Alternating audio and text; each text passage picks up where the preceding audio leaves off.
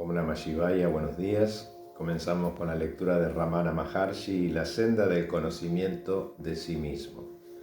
Capítulo 14, Upadesha, parte 9. Debe tenerse en cuenta que en esta última frase Sri Bhagavan utiliza la palabra ti mismo para significar el ego, que quien hace la pregunta en ese momento toma como si fuera él.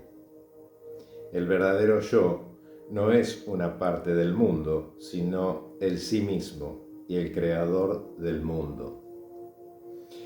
El consejo para el uso de la investigación del yo en las actividades de la vida era una ampliación de su uso tradicional y una adaptación a las necesidades de nuestros tiempos. En su uso directo como meditación es la sadhana más pura y más antigua. Aun cuando se le presentó a Sri Bhagavan de un modo espontáneo y sin enseñanza previa alguna, estaba en la tradición de los antiguos rishis. El sabio Vashista escribió: la pregunta ¿quién soy yo? Es la investigación del yo, y dicen que es el fuego que consume hasta la semilla del crecimiento venenoso del pensamiento conceptual. No obstante, había existido anteriormente solo como el Jnana Marga puro, senda del conocimiento, el más sencillo aún cuando también el más profundo, el secreto final que había de ser impartido solamente a aquellos que poseían el conocimiento más puro y ser seguido solamente en una constante meditación, lejos de todas las distracciones mundanas. Karma Marga, la senda de la acción, por otro lado, había sido el sendero para aquellos que continuaban en la vida mundana y consistía, tal como aparece definido en el Bhagavad Gita, en una vida de servicios y acciones sin depender de los frutos de nuestras actividades, es decir, con el mayor desinterés, sin egoísmo de ninguna clase. Estos senderos aparecen ahora unidos en uno solo, señalando un nuevo camino de acuerdo con las condiciones de nuestra época. Un sendero que puede ser recorrido silenciosamente en la oficina y en el taller, lo mismo que en un ashram o en la cueva con o sin regulaciones externas, sencillamente un tiempo dedicado a la meditación que luego se recuerda durante todo el día.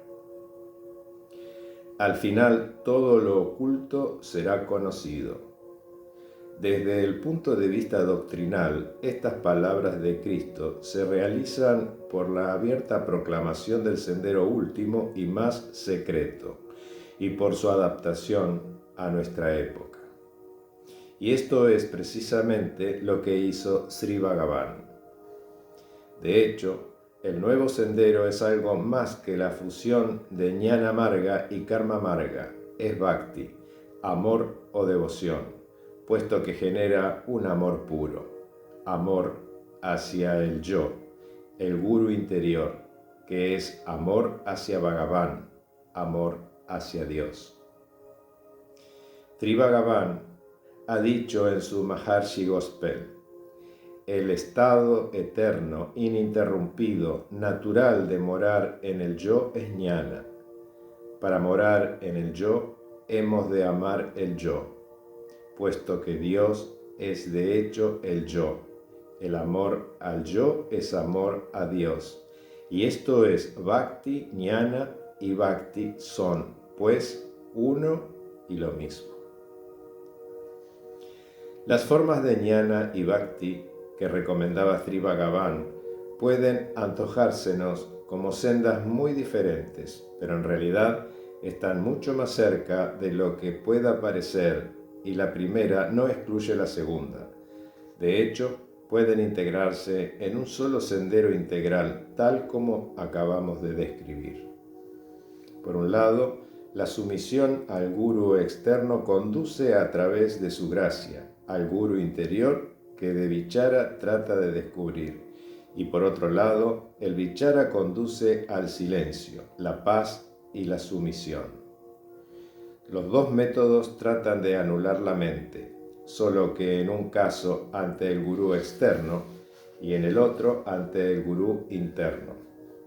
Los métodos indirectos del sadhana tratan más bien de reforzar la mente en orden de que alcance fuerza suficiente y amplitud para rendirse ante el espíritu, y es a esto a lo que Sri Bhagavan se refería cuando hablaba del ladrón que llama al policía para que detenga al delincuente, que es él mismo.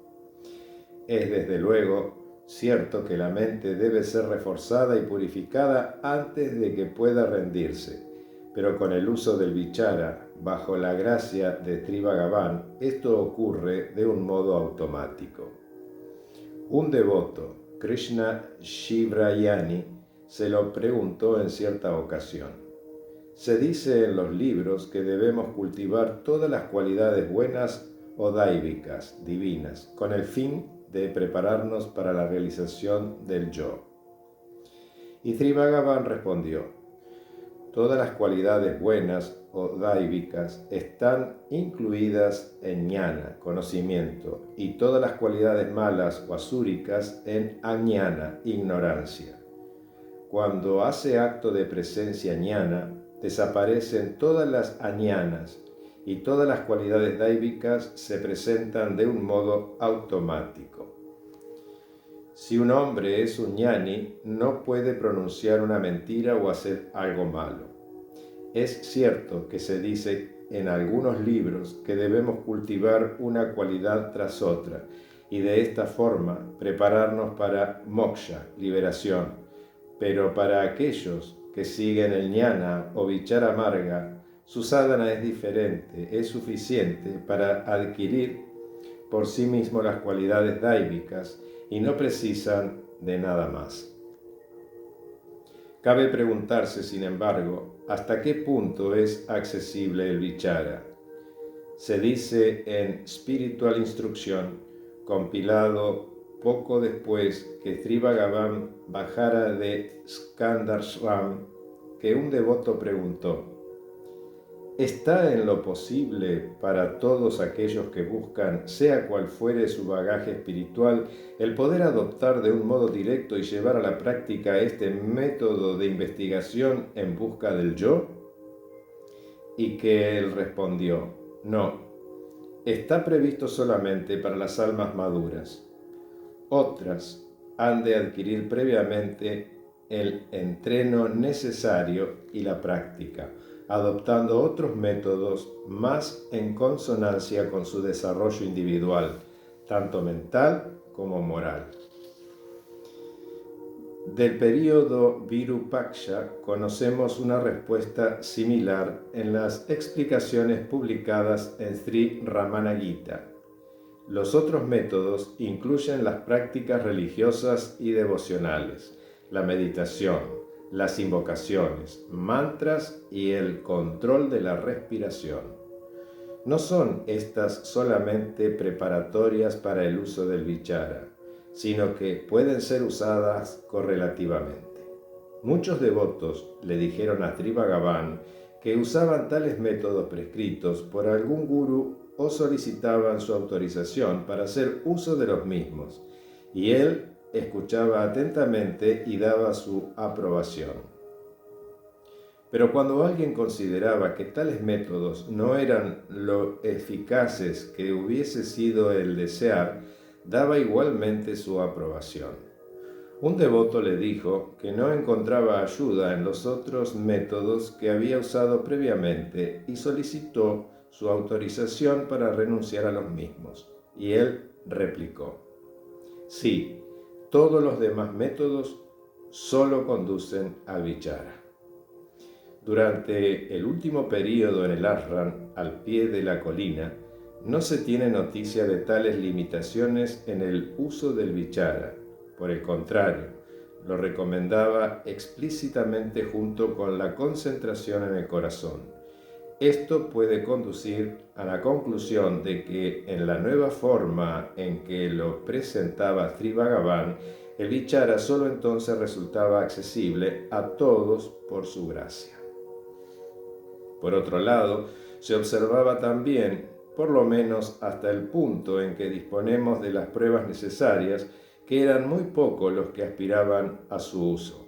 De hecho, muchos que llegaban al ashram y solicitaban una explicación sobre los misterios de la vida o alguna disciplina que les proporcionara la paz o purificara y reforzara su carácter, estaban tan lejos de entender la doctrina del Advaita o practicar el sadhana del conocimiento de sí mismo, que resultaba difícil para los observadores superficiales no sentirse defraudados o molestos por el poco consuelo que él parecía proporcionarles. Pero solamente los superficiales, puesto que cuando alguno observaba más de cerca percibía entonces que la verdadera respuesta no era verbal, sino estaba en la influencia silenciosa que penetraba en la mente del que formulaba la pregunta. Om Namah Shivaya.